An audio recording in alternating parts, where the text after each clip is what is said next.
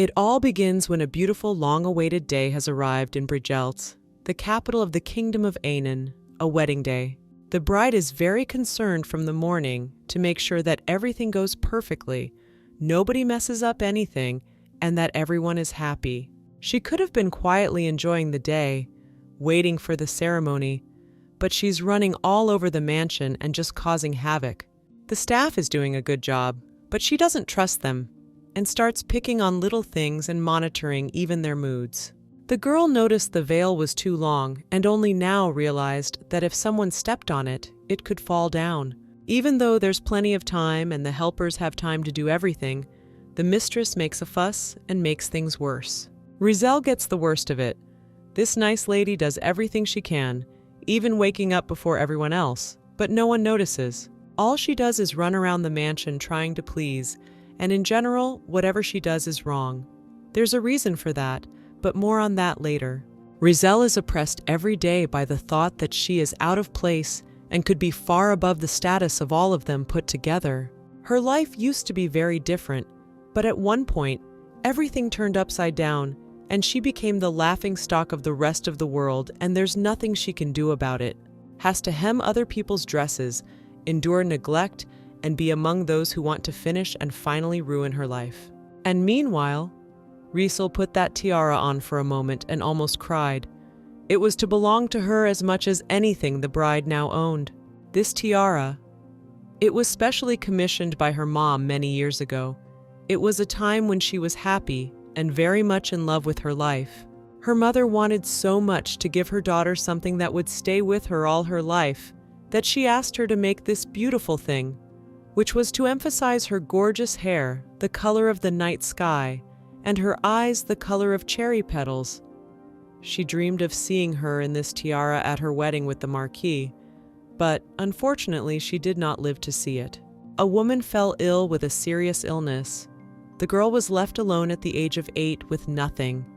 She remembered this day forever, because from that moment on, her life began to lose meaning every day. Father's new wife, Gebi, and her relatives took away all lands, money, and even clothes, leaving nothing to... Habi's daughter, Ibiska, took away the tiara, given to her by her mother, and the marriage contract with the Marquis. Rizel was sent to the small country estate of Neuheltz. It would seem that all was lost. By some miracle, there she was able to find her happiness, and most importantly, love. Not a couple of months later, this man died, and she was left alone again. It was another ordeal she could barely stand, to lose 2 loved ones in a short time. Not everyone can survive that.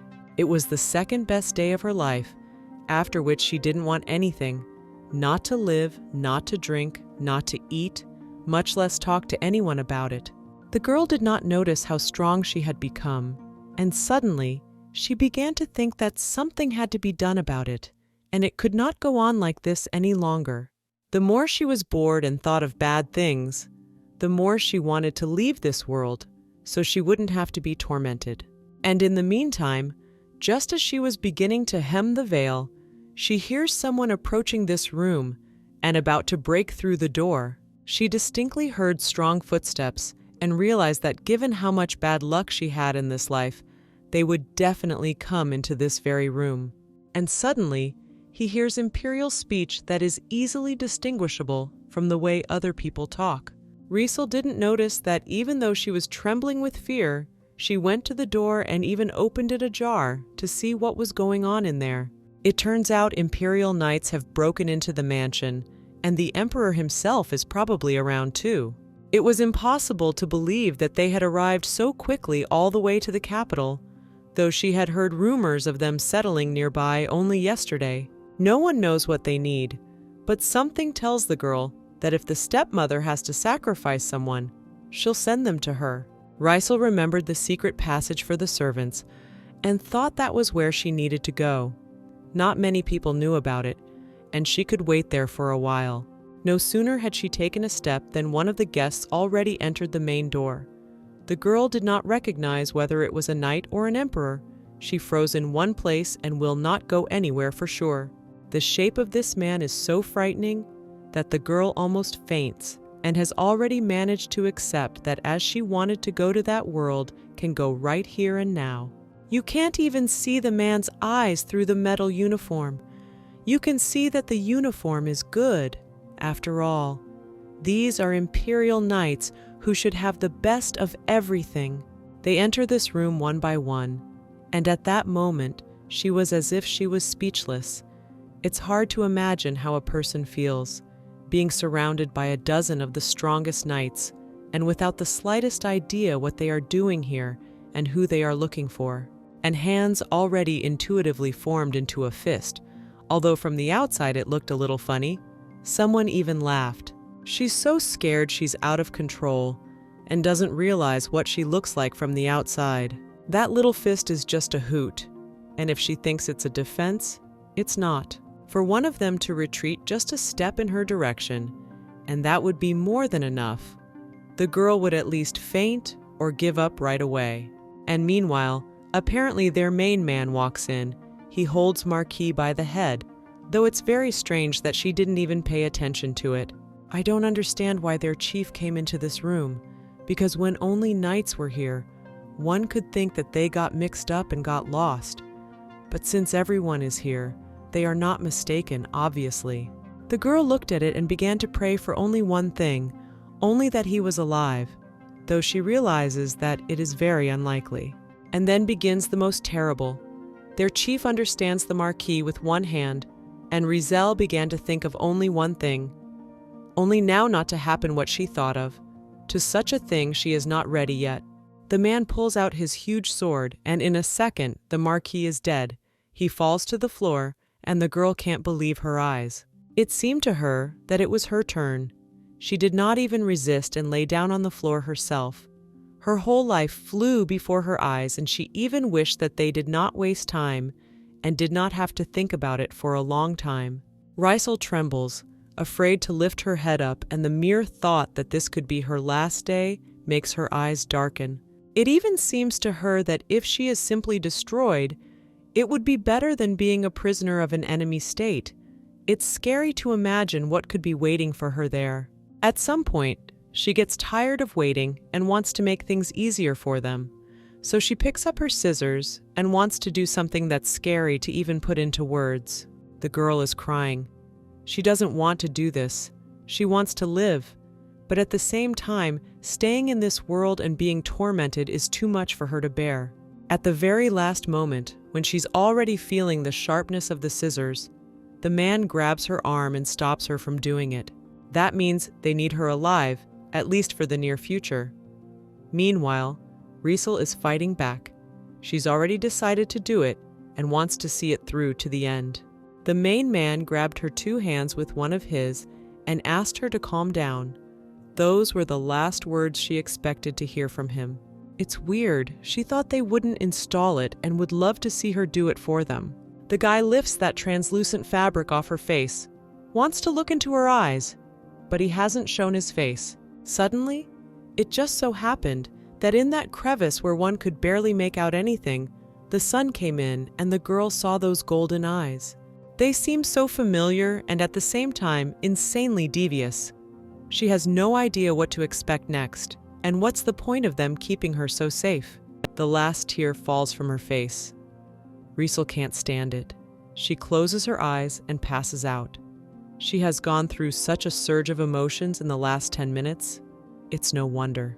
The guy reacted in time. He managed to catch her, but he didn't call anyone. He decided to stay close by, and after a while, he decided he would only go back with her, then removes his helmet and orders his assistants to prepare the carriage. He will not leave her here, and it is very interesting to know if she was the reason for his arrival.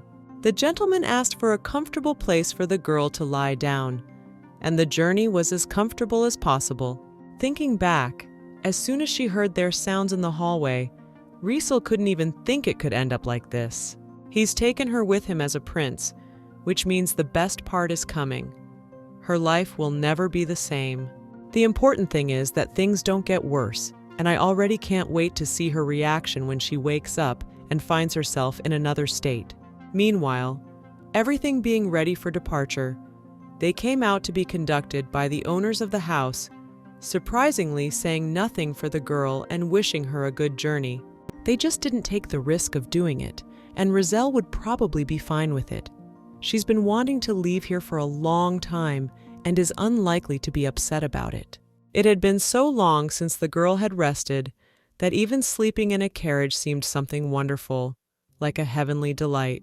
When Riesel awoke, the ruler of the Hartanis Empire had already returned home. The road was unnoticeable, at least to her.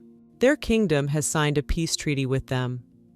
Firstly, the kingdom of Anan comes under the control of the Hartanis Empire, and secondly, every year after the harvest festival, the kingdom of Anan undertakes to send envoys to the empire to pay tribute to the. Also, Princess Roselle has gone to the palace unconditionally and will now live with the emperor. Since that moment, a whole month has passed. The girl has settled in quite well. She feels at home and does not regret that she was forced to change the environment. Each day was better than the last. She hadn't felt happy in a long time and remembered what it was like to enjoy life. She happily wakes up every morning, thanks fate for such a gift, and a smile never leaves her face. To tell the truth, as soon as she arrived in the Empire, she feared that her time in the carriage would be the last peaceful moment of her life. It's a good thing everything turned out so much better than she thought it would. So much so that now her life can be called the dream life that everyone dreams of. She doesn't have to clean. She has a lot of free time. No one makes fun of her or bullies her. So far, so good. What about the guy who took her? They don't see each other much and they can't talk. He is the very real monarch, William Vindel Hartanis. He was 24 years old when, after the death of the emperor, he was dethroned in a coup organized by his relatives and his aunt and uncle. He barely escaped, and 3 years later, William returned to exact a terrible revenge. The aunt and uncle who had organized the conspiracy were destroyed by an agonizing death that lasted 200 days, yet some say they are alive and imprisoned in a dungeon. Having regained his throne, the guy began to conquer into neighboring countries to strengthen his power, the Kingdom of Anan, whose borders were so close to the empire that minor conflicts with them were commonplace. The girl was worried that the ruthless Emperor William might do something to her, but all the while she slept, needed nothing, and ate very well. She didn't even have any responsibilities. Everyone around her cared for her like a princess or a new mistress. The emperor had forgotten that a person like her even existed. Maybe it was for the best, and Riesel was doing quite well without him. She was a little afraid to wait for the meeting, for it might make her life worse. Unlikely, of course, but such thoughts had been there from the first day. It would be a shame to lose so many privileges and find out it was just a pretty picture before she found out what she was really here for. Though she doesn't notice, he often watches her from the window, and when the girl turns in his direction, he hides right away. Also, invites her personal maids into his office to find out what they gave her for breakfast, whether her room is in order, and more. For example, today A had fresh steamed vegetables, white bread, grilled trout with lemon juice, thinly sliced beef, and compote for breakfast. And yesterday, when I saw the roasted corn under cheese with honey, it was very surprised at the beautiful look of the dish. The woman tells absolutely everything, even such trifles. That's what the gentleman asked her to do. It's important for him to know everything and even more. It is not yet known why the emperor shows so much care.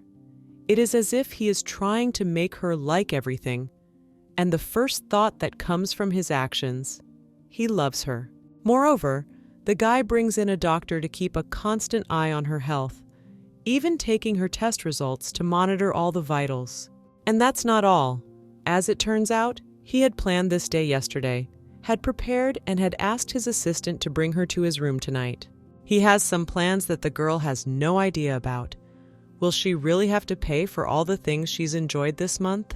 This huge house is so beautiful that every time she comes back here, she admires it as if for the first time. Everything around is shiny and shiny. It smells nice. She doesn't even know where she likes it better. Each room is better than the other, and to better enjoy all this luxury, she even touches the furniture and does it several times a day. It's a paradise for her here. She doesn't even want to remember the way she used to live, where and with whom. Living in such beautiful conditions, everything else doesn't make any sense anymore. Her body and mind are so relaxed that she doesn't even know what could be better. It's hard to think of what the house should be like to make her like it even more. What the food should be like to make it even tastier than what's cooked here. And that goes for everything else. Obviously, you can't erase the past. She'll remember it all her life. Her mom, the banishment from her family. There were some good moments, but unfortunately they are much less. It was all a long time ago. And all that will forever remain in the past, in the thoughts, and nothing can be changed. What she can't forgive most of all is those who let the two people she loves die, her mom and a guy she didn't even get to know. If you look at the pictures, as she remembers him, he looks suspiciously like the Emperor. But this is just a guess. It is unlikely that in real life there are such coincidences, especially if the man died long ago. It's just an interesting fact that she's bound to notice sooner or later. Good thing everything's fine now and the bad stuff is over. At the moment, the only thing missing is a loved one by her side. And if by some miracle he comes into her life, there won't even be anything left to dream about. You can't get your mom back, but you can still find someone you love, and maybe he'll find her himself. In the meantime, Riesel had no sooner entered her room than she was found by the maids and told some very interesting news. Tonight, she is going to the Emperor's chambers to spend the whole night with him. Also, after dinner, her aides are sure to come over to help her get cleaned up. The girl thought she was just going to be called to lunch, but ended up hearing something she didn't expect. She kind of knows what it means, but at the same time, she's not ready for it. The girl all her life has adhered to the principle that she will only be with the guy she truly loves, and nothing like what the Emperor has planned should be there. Before she could even think about it, some girls came up to her and started openly sarcastic. One thought Riesel was the janitor of the library, as she often saw her coming out of there. Another laughed at her hair color, and a third asked why the girl was so unsociable and not happy to see them. They somehow found out about her past and started teasing her as if they were jealous and saw her as a competitor, because there's no other explanation for their behavior. In fact, Riesel isn't even nervous. Compared to those she used to tolerate in the past, these four aristocrats won't even compare to them. They can say anything they like, but they will never hurt her. And meanwhile, some time has passed, and the maids are busily endeavoring to make the lady ready for the coming meeting. They put a moisturizing mask on her hair. It will nourish it, give it shine. And in general, the condition of her hair is important for the event that awaits her, so to speak. The Emperor wants to admire her, and the girl should be flawless from head to toe. Everything would be fine, but the maids start to mind their own business and tell that they saw the Emperor in the form in which they were able to see something. They did not keep silent and say that Riesel will be satisfied. It sounded very strange. She hadn't asked them about it, and she was afraid to even imagine them discussing the date as soon as she left for his chambers. One of the assistants doesn't see the boundary of what is allowed and starts to tell how once she passed by his room and felt a real fever. This is to say that the Emperor is not bad in these matters. Riesel is waiting for her to stop listening to it, because she's sure it won't be like they imagine. Maybe he just wants to have a serious talk about something, and his room has nothing to do with it. Maybe he's just tired of staying in his office. She tries to reassure herself, though she realizes that you don't just invite pretty girls into your room at night. It's more than understandable. The lady had just calmed down and established inner harmony when they began to put on some kind of bandage and told her that it was obligatory to. She will not see anything, and even if she is in his room, the blindfold can only be removed if he asks her to do so. Just in case, the woman even repeated several times that it was strictly forbidden to remove the blindfold. It might sound strange, but those were the orders. It may seem that the girl is frightened and not at all welcoming of all that awaits her, but this is not quite true. Inside, she is looking forward to seeing what he has prepared for her. She has goosebumps and great anticipation. She just knows he's very handsome, realizes he could like her, and if what everyone's warning about happens, she'll be fine with it. The maids did a great job. They found an outfit that barely covers her body. It's semi-transparent and perfect for tonight's event. Meanwhile, the time has passed quickly. She is already in his room. He slowly looks at her from all sides and is even pleasantly surprised. She is much more beautiful than he thought she would be.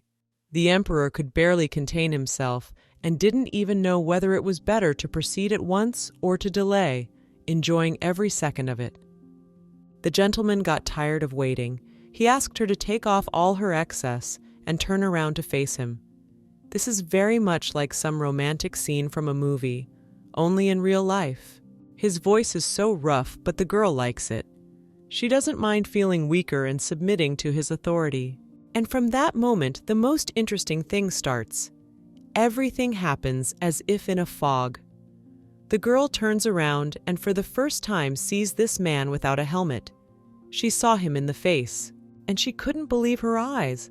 She almost fell off her feet because it couldn't be. Before her stands the Destad, whose doom she has not yet come to terms with. And here he is. But how, it is not clear. It's very interesting to understand the situation. Because if this is really the person she's thinking about, it turns out that the guy knew about it from day one and came to the royal house really for her. She has two mixed thoughts right now. On the one hand, she is absolutely sure that her beloved died a few years ago. But on the other hand, the emperor is his exact copy. There is no difference between them. The girl has no idea how long he's been waiting for this moment, and probably didn't tell her everything at once, just so that rumors and all that would only take a long time to start in her former home. She'd forgotten she was in front of him with almost no clothes on. She had a million questions, and it looked like it was going to be a long night. I wish he'd tell her sooner. Her head is exploding from trying to believe the impossible. Meanwhile, the guy reminded her that he'd asked her to take it all off, and she'd only done half the job. Rysel is a very obedient girl. She threw off her cloak and didn't think about whether she would be ashamed to stand like that or not. She subconsciously began to trust him and was willing to follow any order even with her eyes closed.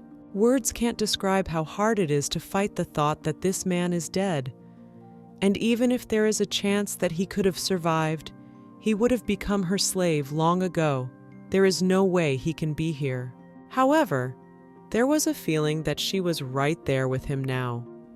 Rysel was brooding and didn't notice as he grabbed her hand and began to help her follow his body. He slowly pressed his hand to her stomach, asking her to be gentle and at the same time, not to deny herself anything. It felt so good he wanted something else. The guy whispered very quietly in her ear for her to sit down, and thought that now there should be no need to explain what she should do next. She understood it all herself. His beastly crazy look speaks for itself. He goes to enjoy her to the fullest and isn't shy about asking for something. Surprisingly, the girl does not resist. She obediently follows orders and does not even regret that she agreed to come to him. I guess if it weren't for all those distracting thoughts, things might have been different. But right now, she's confused and doesn't quite know what's going on. If Rysel could only see that exasperated look, she wouldn't be so calm. With every passing minute, the guy is becoming unlike himself. He doesn't know what he wants. He tries not to waste time, but it only makes it worse. He doesn't have time to enjoy himself. He also puts the girl in a very awkward position. She thought that she didn't satisfy him and was getting ready that he was about to come. Really, he just wanted to see her face in front of him again, to hear her breathing and feel how soft her lips were. At the same time, the girl has long since lost control of herself. She has no strength in her legs. She is barely trying to stand on them. The emperor is so enchanted by her that he thinks he won't be able to stop until morning. He wants to touch that tender back forever and finally hear her scream with pleasure to the whole room. It's impossible to believe, but when they met years ago, it didn't come to this, which means Riesel has no idea what's in store for her. She gets overly sharp sensations. With her eyes closed, any sound or touch seems much brighter. Even though the blindfold is a little transparent, it's still hard to see if he likes it or not. Meanwhile, his hands start to go lower and lower. They are so warm that Riesel asked him not to stop. The girl starts breathing heavily and even helps him with words. He liked the way she tries to get a word out and asks her not to be silent anymore. He can very well see her eyes, which are anticipating what's coming next and getting crazier and crazier. A guy likes to feel his dominance over someone so much that he wants to bring her to such a state that she begs him to stop. And afterwards, she can't even get out of bed. He's acting completely confident, which means he's had enough experience over the years. It's good that Riesel doesn't think about it, because it would be a bit of a shame. She likes it so much that he does everything himself. She's totally relaxed, doesn't think about anything, and trusts him completely. If you don't think about the fact that she's enjoying herself a lot right now, looking at Riesel from the outside, it seems like she doesn't like something. She's screaming, clawing at his hands, but that's only at first glance. In fact, she's enjoying herself immensely now and has even asked him to speed up a few times. What she felt could not be conveyed in words. Tears welled up in her eyes, which were filled with harmony and pleasure, and suddenly the blindfold comes off her eyes. The girl sees him in a way that makes him look much better than she had imagined him to be. Now she realized for sure that it was a distad and started thinking about it again. Riesel can't relax anymore. She wants to get dressed and have a serious talk. If a few minutes ago it was only speculation, now she doesn't even doubt it. There can't be two exactly the same person in the whole world. It turns out that the blindfold was necessary for a reason. It is not put on for a romantic atmosphere, but so that the girl could not recognize him. The emperor notices that the blindfold is displaced and begins to get nervous. He asked if she had seen him or not, but she closed her eyes in time and said she hadn't.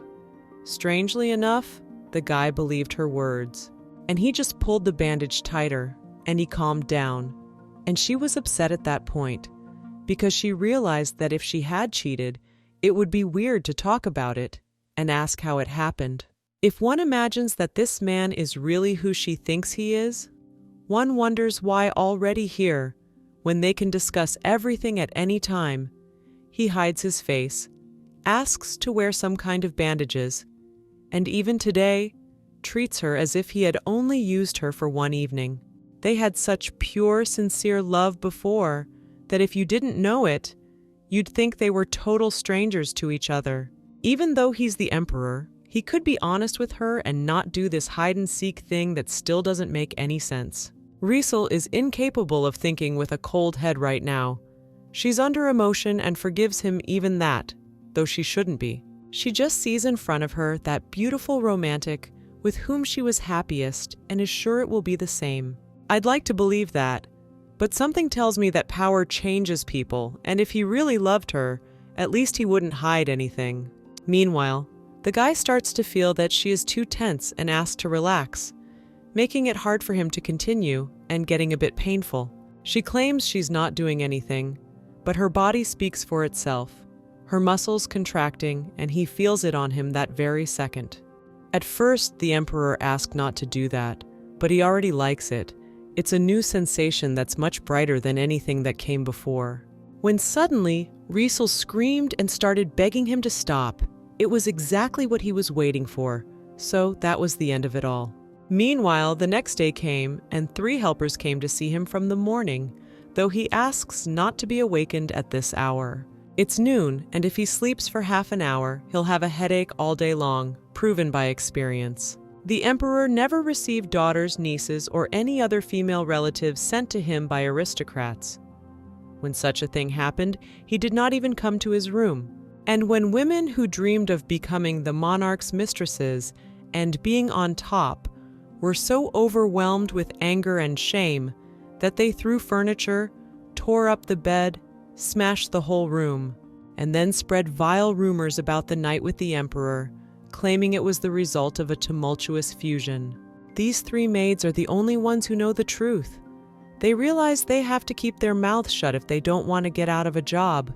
You have to watch what they see, hear, and especially what they say. They quietly enter the room without permission, each promising themselves that whatever they see here, no one but them will know about it.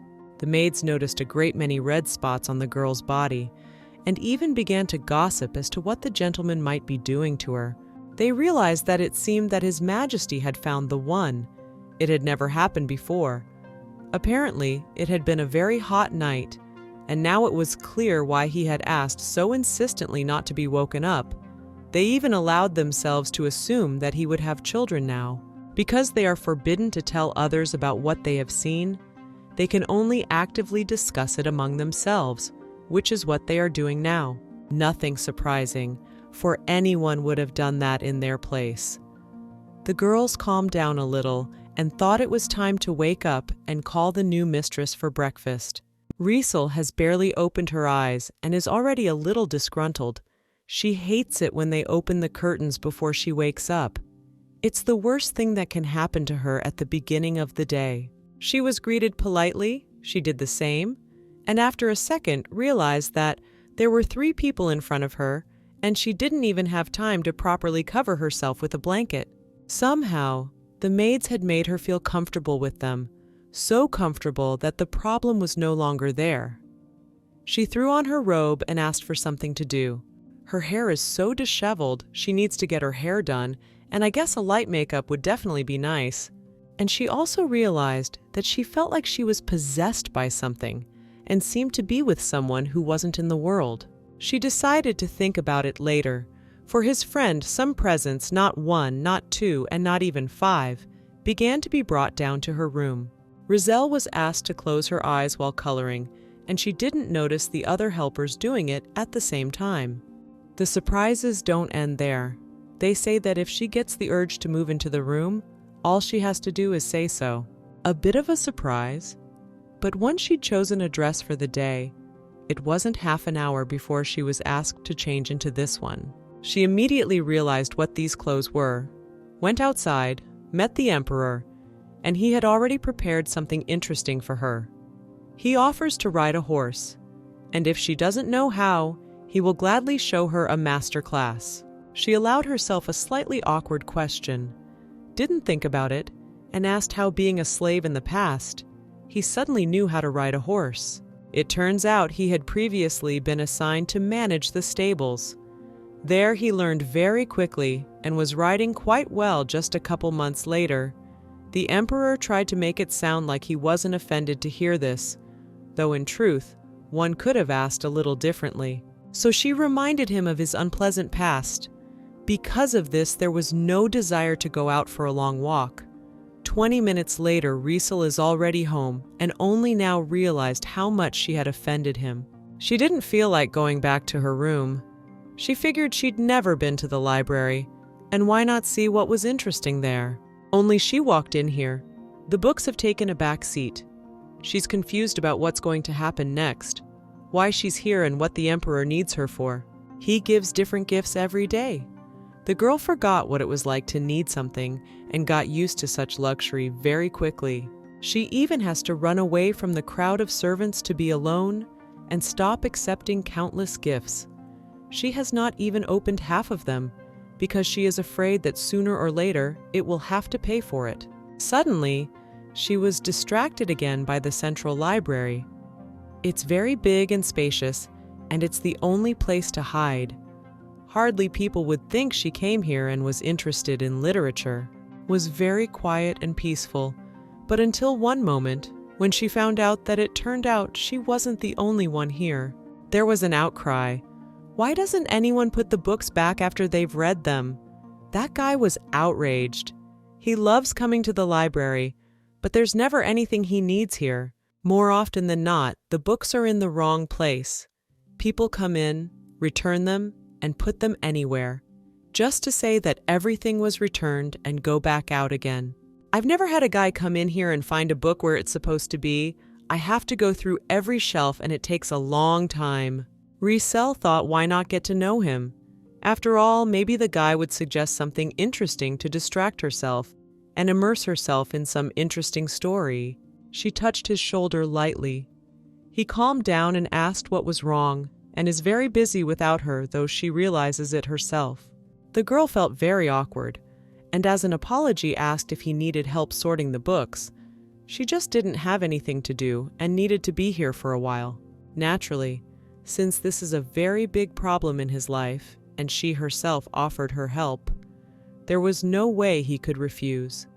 He was surprised at first, and still allowed to do it. If she is so much bored and has no other things to do, such help would definitely not be unnecessary, especially since she asked it so sweetly that, looking at those eyes, it was simply impossible to answer in a different way. He thought it would take at least a few days, but she totally lived up to his expectations fixed in just a few hours. Everything is ready, every book is in its place, in the right order. And he really doesn't seem to have seen anything like this in a long time. The guy's mood even improved. Everything here was so perfect that it was impossible to look away. He appreciated her work like no one else, and thanked her sincerely for it. In fact, Riesel was just as grateful to him. She was just too shy to explain that she was hiding and looking for any case just to waste time. In the end, they became very pleasant to communicate. They decided to get acquainted. She did it first, but for some reason, said not her real name, but about that later. And now, the most interesting thing begins. She cannot even imagine what she will hear in a few seconds. The new acquaintance introduced himself right after her and said his name, after which the girl did not even immediately realize what he had just said. She thought she'd lost her mind, even asked again. But as it turned out, she'd heard everything exactly right. This man's name is Destad Hartanis. As soon as he said his name and surname and the girl realized that she hadn't heard him, she finally stopped understanding what was going on. She looked at him with those eyes, as if she saw before her a man who was long gone from this world, though so it must be, I suppose. Anyway, the girl isn't surprised by anything anymore, and meanwhile, the guy notices that it's too late and says that if he doesn't drink the tea, he'll faint. He has some sort of addiction to tea, although he calls it a sickness. Starts running away at such a speed that he didn't even offer to have a tea party with her. Riesel didn't have time to ask anything, and decided she would wait for him here tomorrow. Whereas in the case of the Emperor, the girl had only guessed who he might be, this man had given the name himself and was also very much like the man she loved. She'll spend all her free time in the library if she has to, because she can't ignore such coincidences. Destad, it is the name of a character of the hero of the tales of the kingdom of Anan. Even for her home kingdom, it is a name very rare among humans. The first Destad she met in her life was a slave who had escaped from his harsh master.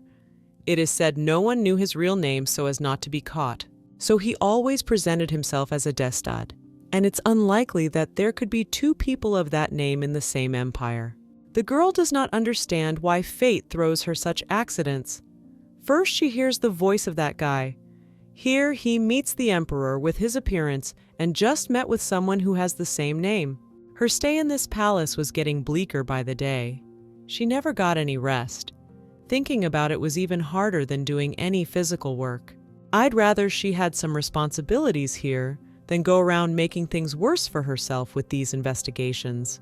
Riesel meets some girl. She talked to her and wanted to meet her. Even though there is no time for that, the lady did not refuse and paid attention to her. Daria seemed very nice. She told me that she doesn't like to go out of her way and is crazy about making new acquaintances. Even when people want to get to know her, she always does it first, and thinks that the bigger the social circle, the better. Usually, when people get to know each other, everyone has time to tell something, to share something. But in their case, Riesel doesn't even have time to react to her stories. She has already learned that the girl has 4 brothers and is into growing vegetables, also taught at school, and on top of that, helped the boss with accounting in general, has always been a very busy person and hates lazy people. But unfortunately, as soon as she got here, her life got a lot more boring. And so far, there's nothing she can do about it. Most of the concubines flaunt their family's wealth. Daria is different from them, although she is too talkative. At least she doesn't brag or act like the others.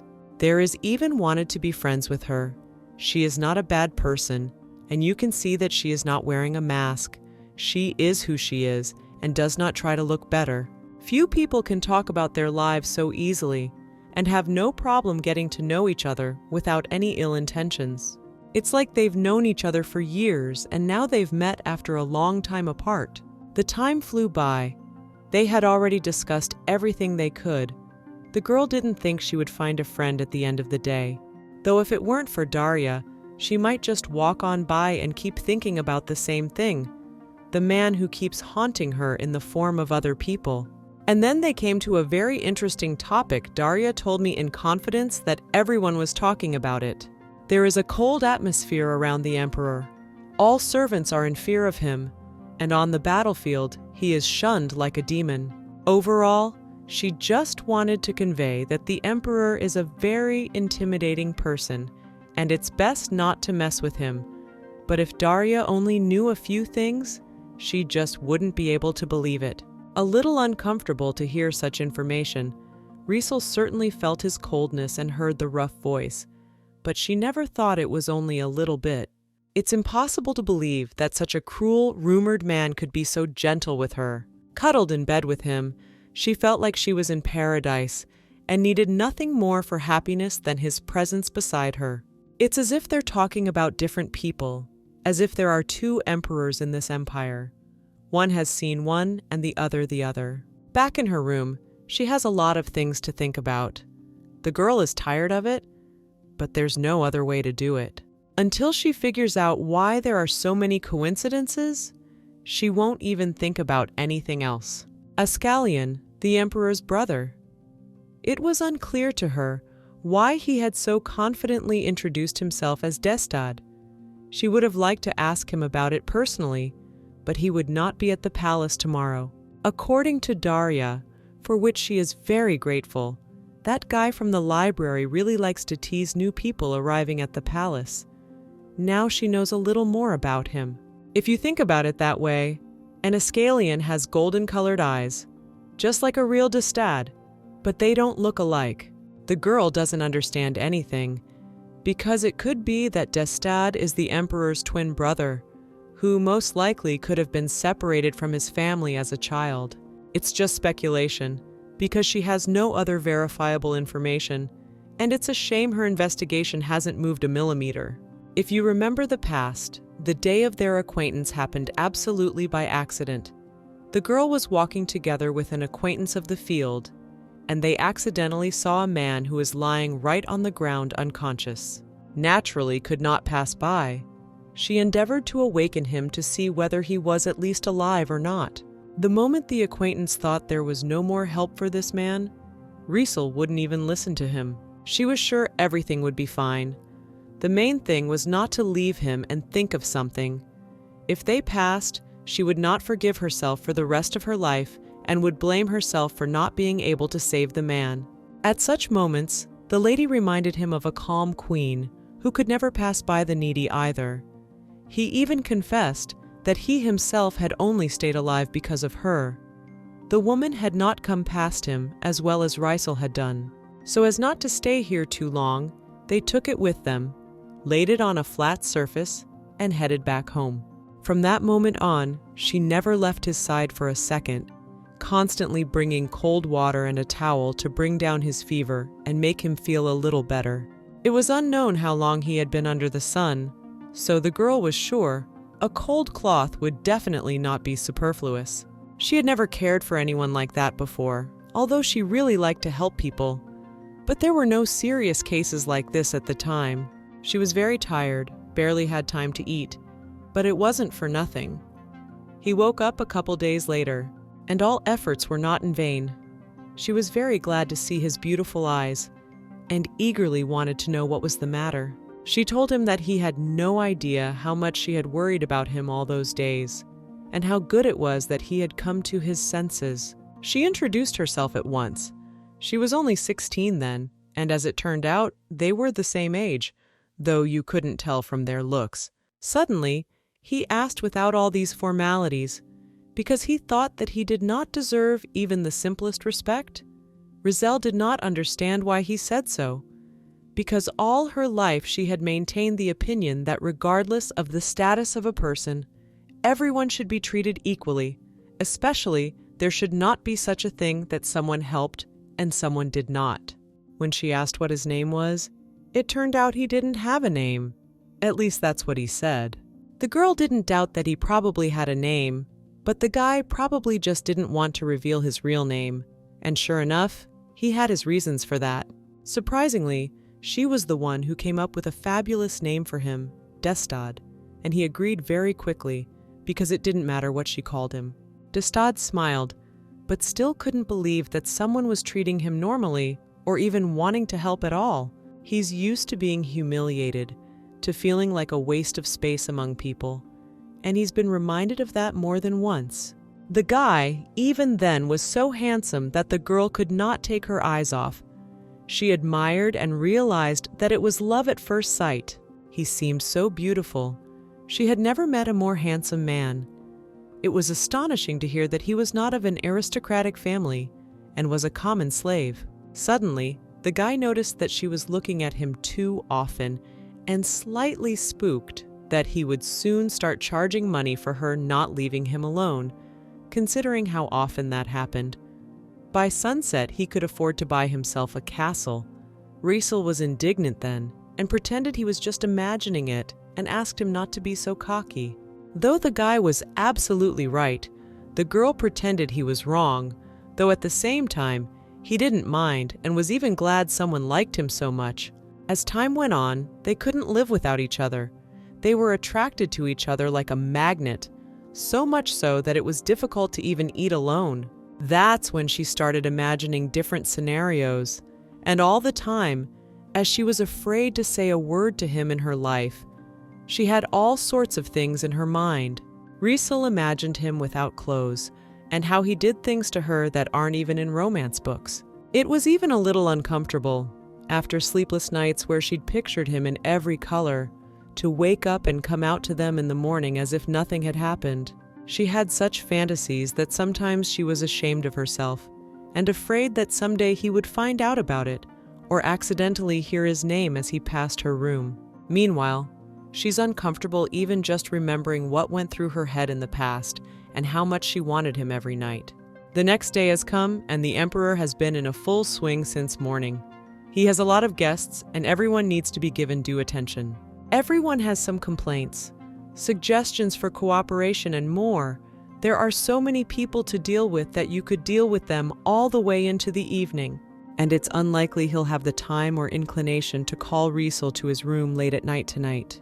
He looks at the huge room and realizes he's tired, just realizing how long it could take to do this. It's been a long time since he's had anything like this, and today, it's like everyone's conspiring and even showing up at the same time, which is very inconvenient. Unexpected, but even now, when she shouldn't even have thoughts of anything else but work, he manages to imagine the Rizal. Because ever since that day, he's wanted to see her smile and her gentle gaze and how embarrassed she is. His imagination had gotten to the point where she was already flying up in the air to him and saying how crazy about him in that form. Looks good, but the more he thinks about it, the longer it'll take to deal with the guests. They're not thrilled about having to stand in a huge line, and he's not in a hurry to get anywhere yet. It didn't end there. He began to remember the past, how she had given him a new life, a new name, gave him hope and dreams for a new future, and then suddenly turned away and let her die. He's left with a terrible resentment. And since he has those memories, and they match the girl's memories, he could be a real Destadi. I can see why he won't let her see his real face. He's hiding and not as soft as a guy in love usually is. At that time, a very long time ago, he was outraged at how unfair the girl's life was.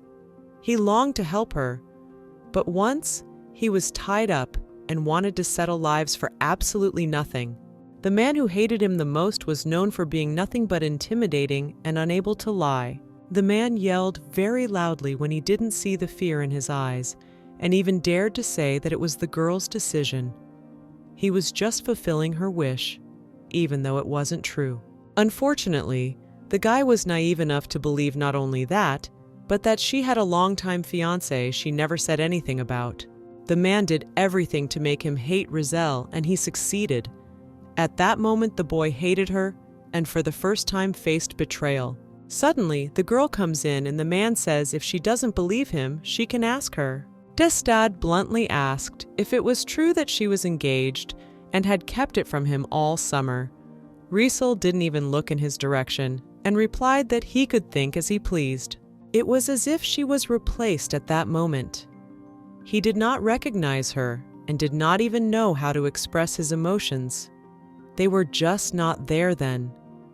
There was a complete emptiness and disappointment inside, which he feels towards her every day until now. Impossible to believe. But that day she said she had long been annoyed by his manner of speech and asked him to treat her mistress with respect and not to ask silly questions. After that, she cut the rope and didn't even watch him fall down, plunging into the water, unable to swim. To this day, the guy looks back on those times with hatred and looks forward to when it's time for his response. He doesn't want her to know he survived, so he's waiting for the moment. And sooner or later, he'll get his revenge. Words cannot express how painful it is to realize that there was no truth in their story, and all those feelings he so sincerely believed in were lies. But that's not all. Inside, the Emperor is struggling with two beliefs. One, she betrayed him, and two, who was there to threaten Risa, and she lied that she never loved him. And the most interesting thing is that Destad saw. No one was looking at him. These two walked away without even looking back. He held his air, went down to the deep end a bit, and started to learn how to swim. He didn't plan to die, though he was hurt by the betrayal. He fought to the last because suddenly, Rizal was in a desperate situation and really couldn't help. Eventually managed to get out of the water, all the while the guy was hiding and wearing closed clothing. Followed her, and was much closer than she could have imagined. It was a little disheartening to see her happy after half a day as he supposedly died, but the thought that she was doing it on purpose and inwardly very grieving still remained. No wonder that one day he could be on her side, believing she loved him and just couldn't do otherwise, and the next day was ready to avenge the betrayal and had no desire to justify or speculate why she did so. It's still going on today. Destad still hasn't decided what he wants to do with her. For on the one hand, it was the greatest love of his life, but in case it turned out that she only seemed good, it was only fair to do the same to her. And he has time to think about all this while all these people are waiting for him. They are already arguing who can be left for later and who is very urgent and most important to get to him first. It turned out that there are a lot of unpleasant people here. No one is going to give in to each other. For them, everything is like a competition, and everyone is trying to get as far away as possible. They are all very much like each other, too impatient, and it's not even pleasant to look at. The Emperor has seen them from the outside and doesn't want to waste his time on them anymore. He wants one thing, to go back to her, to spend time with pleasure, and then to be tormented by the thought that she can't be nice to him and doesn't deserve to be treated well since the moment she let him fall in the water. He's torn apart by the uncertainty of what to do with her and how he feels about her. But still, there's hope inside that it's not what he thinks it is. That night, he was the happiest he had ever been and realized that this was the man he needed, the Rizal he had fallen in love with as a young man. It's impossible to imagine how hard it is when you seem to be attracted to a person, but something tells you that you can make a mistake again and regret it for the rest of your life. The girl is alive for one reason only. For now, he is not ready to lose her, though he doesn't know if there will ever come a moment when he will be able to get enough and easily leave her. He's been agonizing and undecided for so many years, so he's unlikely to come to a conclusion anytime soon. The best thing he can do is distract himself and be useful to all these people. Meanwhile, the first man comes up, tells his problems, and thanks in advance if the gentleman decides to help him. The emperor did not think long. He said that the speech was excellent. However, he had to refuse and asked to go home. Also, it is desirable to think about the reason why he did so, and then suddenly says that that's it for today, and the next day when he's ready to take someone on is at least a few weeks away. All because of a man who thought the emperor would help him in his shady business, even though he'd warned him more than once to stop. The man just came in, worded his request differently, and thought no one would find out. By doing this, he only set everyone else up, although the decision was a bit unfair. It's nobody's fault that there are such insolent people. Some people had to stand since the morning, and all for nothing. The guy is not the kind of person who can tolerate for a long time. He just thought of the girl and already ordered the assistant to bring the princess to the greenhouse. They put that mask back on her, and Riesel realized it wasn't just to give her an unforgettable experience. She would be wearing it every time she saw the emperor. The girl has already arrived. He controls her with his voice and tells her which way to go. She is already pleased with this beautiful fragrance that seems to accompany her all this time. Riesel is sure today's meeting will end the same way as the last one. She has no doubt about it, and even admitted to herself that she is looking forward to a repeat of it. She trusted him completely, gave him her hand, though after all these thoughts today, there's not even a clue what he called her for. Meanwhile, they had already returned and come into the drawing room, and the emperor even complimented the dress. What she came in originally was very unsightly and shabby, so from now on she has a new closet. Unexpectedly, but this beautiful moment was ruined by the memories. Even though it seemed like he had already forgotten everything and it should have gotten better, he stops himself and tries not to think about it. The moment the guy heard years ago that the princess was getting married, there was no limit to his anger. And for the betrayal she had committed 5 years ago, no matter how it sounded, there would be nothing in it for her. He is sincerely trying to forgive her and really wants to know the real reason why she did that to him back then. Either way, for now his identity will remain a mystery to her, at least until he decides if he wants revenge or if he still loves her. At this moment, when he takes her hand, in parallel holding back from taking revenge right here and now, the emperor starts to ask how she is feeling and what she has been doing all this time while they have been away. Riesel thanked her concern and told her that unfortunately, nothing much has happened. She is doing very well and remembered to thank him for all he has done for her and continues to do. The guy laughed and said he was just hurting her and reminded her how she had screamed that night, how he pressed her arms, her legs, how she begged him to stop, and it sounds like a hint that it could happen again. He starts to listen to the scent of her hair, gently touches her face, and he's not sure if she's worthy of it or not. The girl looks even better today than she did the other day. It makes him want to rip those clothes off and go straight to the room, unannounced. And then a question came out that made her shudder. He wondered if she had ever been unclothed in the middle of the day somewhere other than her room. Here, she thought it was as if he had read her thoughts and desires that she had imagined this morning and last night before she went to bed. He's not shy about talking to her about these things. He starts untying the dress on her back without permission. Her dress is down below her waist. She can't see anything, and she's afraid someone will see her like that, and he's gone somewhere else.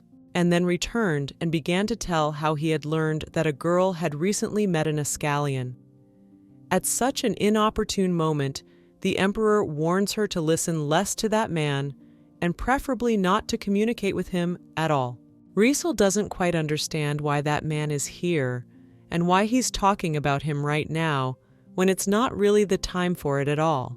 And then he starts touching her with some object that looks like a big bead, but it's covered in some kind of liquid, which is pleasantly cooling and adds a very unusual sensation. He starts kissing her neck, and all this together brings incredible pleasure.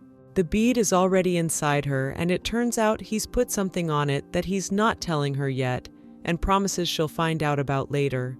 Then they came to the sofa. He sat on it and asked her to kneel down, holding her hands in parallel so that the girl did not fall and better oriented herself in space. Even though this is the time to discuss anything, it's like he insists on it and isn't going to keep quiet. He wants to see her lost, not knowing what to focus on, even though he doesn't really care who she met or what she did in her spare time. And then her body starts to heat up so much that Rysel couldn't help herself and asked him to do anything to her. Just don't stop and don't go anywhere. If the first time it was hard for her to last even half an hour, today it seems there can be no limits whatsoever. She is no longer in control of what she says and asks to be rougher. You can even hit or choke a little, but not too much. Riel doesn't hear herself, she says, and asks for things she was afraid to think about before, and he likes it a lot. Apparently that bead was able to make all the clamps, shyness, and thoughts that keep her from relaxing go away. She'd never felt anything like this before, and she didn't even think it could be any better than anything she'd experienced last time. It is something amazing, indescribable in words. Something that you want to feel forever, or at least every day several times. She moves so smoothly and takes the lead. He's crazy and begs to keep it up. It's impossible to imagine what will happen next time. But for now, they don't think about it. Their minds are completely shut down, especially hers. The Emperor never thought that this time would be the only difference. What could you think? She had been practicing and learning it all her free time. Rysel no longer cares how loud she screams. Who can hear it? Or if the doors to this room are closed at all? Anyone could walk in here and she wouldn't even notice. Her eyes unable to open with pleasure, and her voice a little hoarse, because she wasn't used to shouting so long and so hard. The redness of her face still hadn't gone anywhere, which meant the Emperor was doing the right thing, even more than he himself did not expect that he could bring her so much emotion that she did not stop for a second, and sincerely asked him not to stop.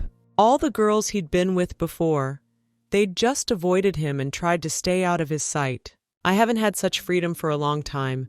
The others had to be persuaded. But with her it's different. She's special and never says no to anything.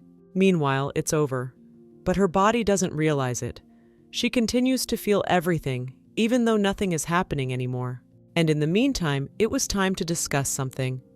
The Emperor confessed that he enjoyed spending time with her very much, and suddenly asked her to tell him one wish that he would be willing to fulfill for her. The guy is sure that, like any other girl, she probably wants to give birth to an heir who can take his place or become an empress. But she said something he didn't expect her to say. She wasn't interested in status or a fancy future. She wanted to see his face. She'd dreamed of it since the first day she'd been on the estate. At that moment, she couldn't think of anything else. The same voice, the same face she'd glimpsed that night. She just wants to look at him, and not for a split second, but for plenty of it. The girl understands perfectly well that he might get very angry and consider it impudence, but she can't help it. Rysel can't stop thinking about the fact that the Emperor reminds her of that very person. And then he takes the blindfold off of her and asks her to lift her head and finally look him in the eyes. It was so unexpected. What do you do when you didn't even believe it would happen, and he would let her do it? She of course realized that he was very similar, but now she didn't realize if it was a hallucination or not. This was the same man she had lost years ago, which means the fun part starts, and just knowing he's been around all this time makes you dizzy. He didn't even have to explain anything. She already understood everything and couldn't even hold back her tears. She felt light and heavy at the same time. The Emperor grabs her by the head, pulls her closer to him than ever before, and that says it all. He loves her as much as he did 5 years ago, and never allow herself to be hurt in her life, even if she did consciously allow herself to do that to him. Most importantly, she wanted to know how he'd managed to survive, and that was the question he expected to hear from her first. He said he was very lucky, but he's not ready to tell her the details yet. She's bound to find out about it just a little later. They had a good talk, although there were some awkward moments, but they got through them, and the Emperor is even glad that he showed his face today.